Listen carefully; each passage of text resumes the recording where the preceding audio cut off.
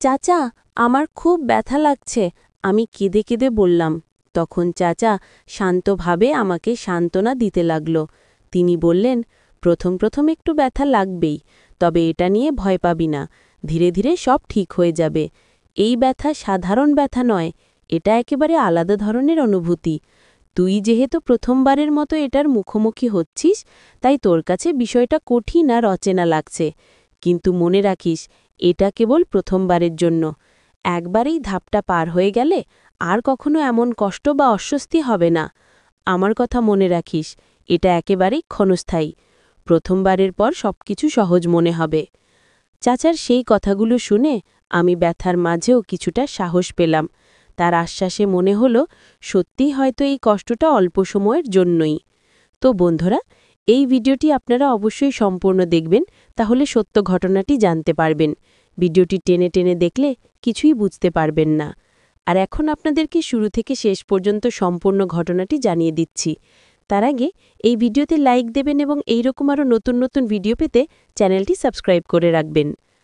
আমার নাম মিতু, বয়স ২০ বছর। আমি সদ্য কলেজে ভর্তি হয়েছি।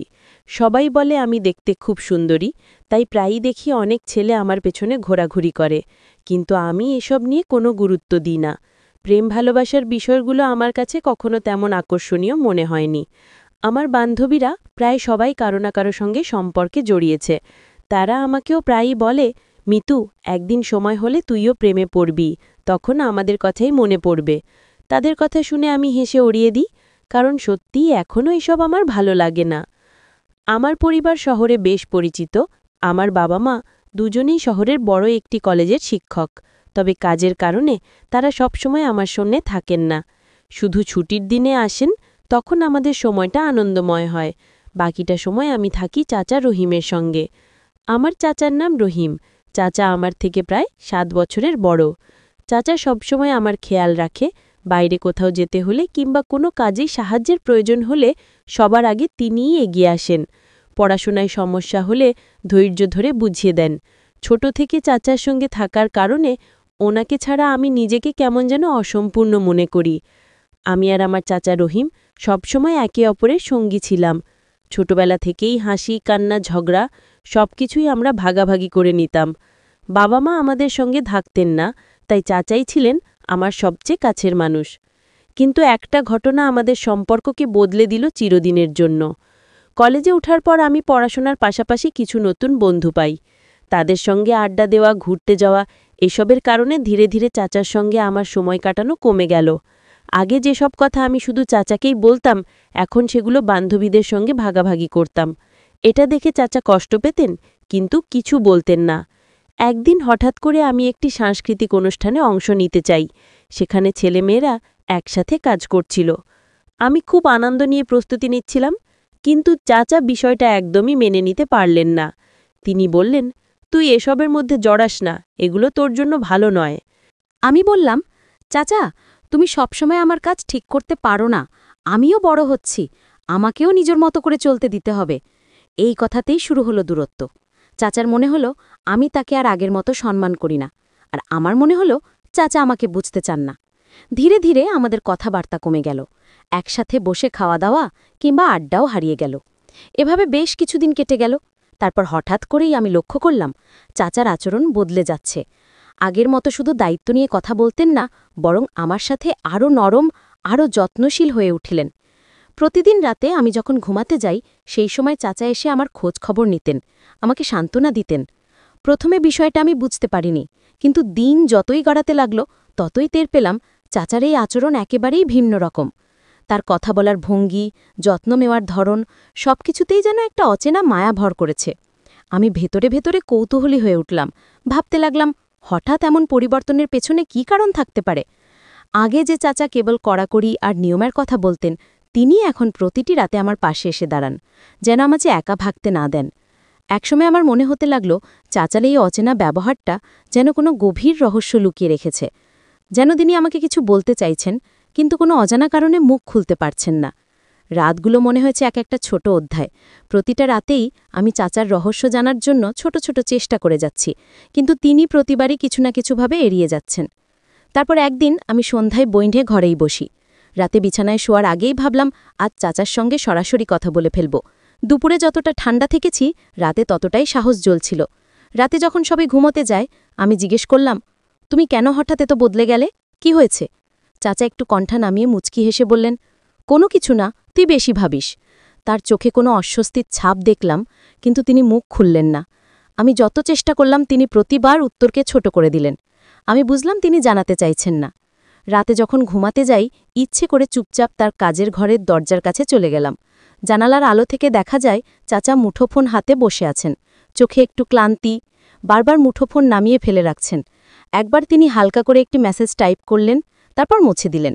আমি মনেই আঁকড়ে ধরে বসে গেলাম, কি হচ্ছে তার জীবনে? আমার কাছে তিনি যেন কিছু লুকাতে চাইছেন। দরজায় কাঁটা শব্দও শোনা যায়নি।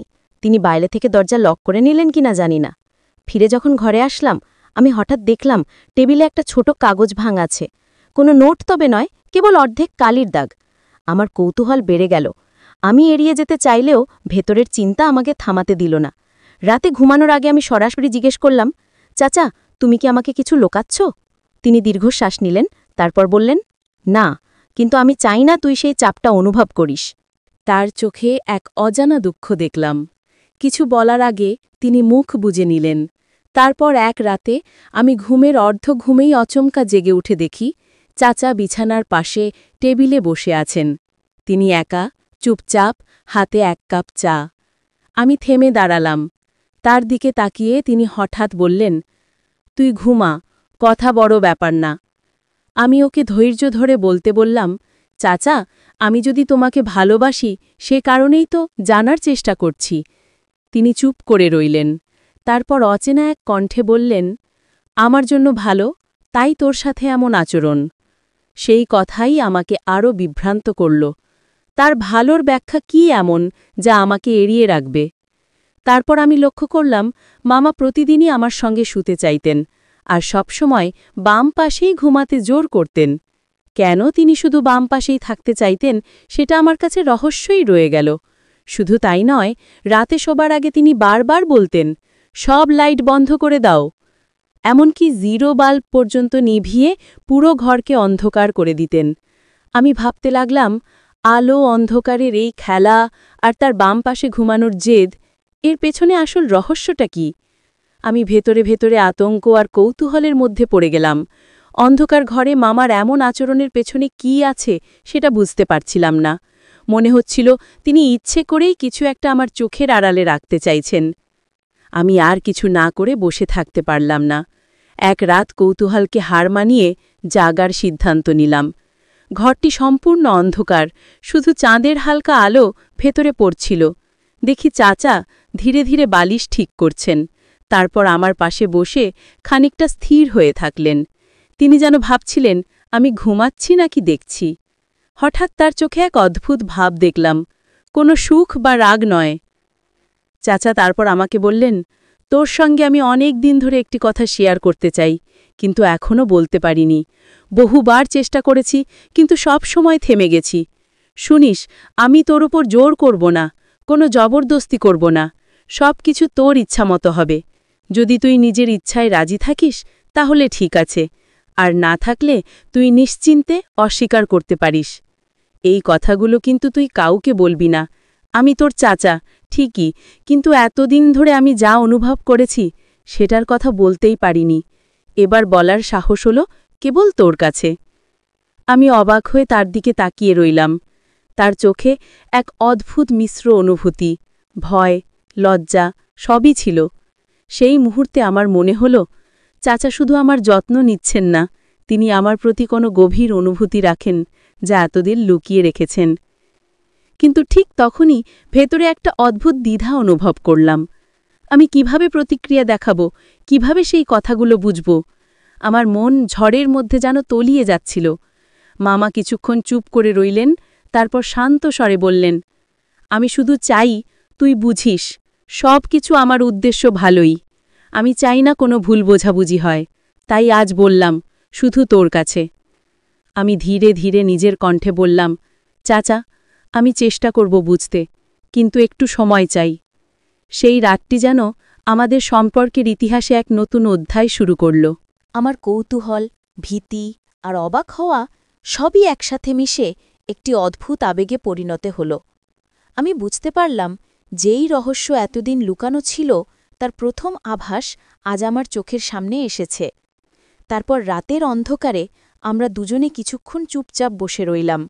ঘরের নিস্তব্ধতা কেবল আমাদের নিঃশ্বাসের শব্দ শোনাচ্ছিল। আমার হৃৎস্পন্দন তীব্র হয়ে উঠল। মনে হল সময়ও যেন থমকে গেছে। আমি ধীরে ধীরে বললাম, চাচা, তুমি কি চাইছো আমাকে বুঝাতে? আমি ধীরে ধীরে বুঝতে পারলাম চাচা সবসময় আমার খেয়াল রাখছেন, আমাকে ভালোবাসছেন এবং নিরাপদ রাখতে চাইছেন। এই উপলব্ধি আমাকে সাহস দিয়েছে এবং আমি ঠিক করলাম আমরা একে অপরের পাশে থাকব পরিবারের মতো, বিশ্বাসের যত্ন নিয়ে। আর এই গল্পের মাধ্যমে আমি শিখেছি সত্যিকারের ভালোবাসা মানে হল একে অপরের প্রতি যত্ন, সাপোর্ট এবং বিশ্বাস। এটাই সবচেয়ে গুরুত্বপূর্ণ। তো বন্ধুরা, এই ভিডিওটির দ্বিতীয় পর্ব যদি আপনারা পেতে চান অবশ্যই এই চ্যানেলটি সাবস্ক্রাইব করে রাখবেন। আর পরবর্তী ভিডিওতে দ্বিতীয় পর্ব দেওয়া হবে।